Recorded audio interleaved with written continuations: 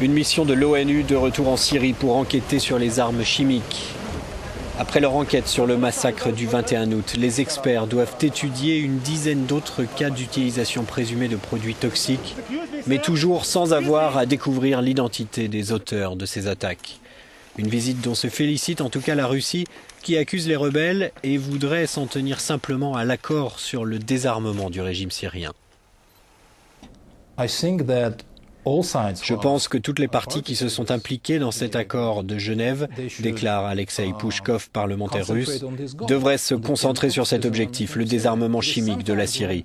Parce que parfois, quand on entend certaines déclarations américaines, on a le sentiment que les États-Unis ne sont pas tellement intéressés par les armes chimiques en Syrie, mais plutôt qu'ils voient cela comme un à côté de l'opération principale qui est de renverser Bachar el-Assad. Tout autre point de vue pour la diplomatie turque rangée du côté des États-Unis et de la France. Ce conflit n'a pas commencé avec l'utilisation d'armes chimiques, pas plus qu'il ne se terminera avec un accord pour les éliminer. L'accord sur la destruction de l'arsenal chimique syrien ne doit pas permettre au régime d'éviter de rendre des comptes pour ses autres crimes. La Turquie, voisine de la Syrie, a accueilli des centaines de milliers de réfugiés syriens ces 2 dernières années. En tout, plus de 2 millions de personnes ont quitté le pays.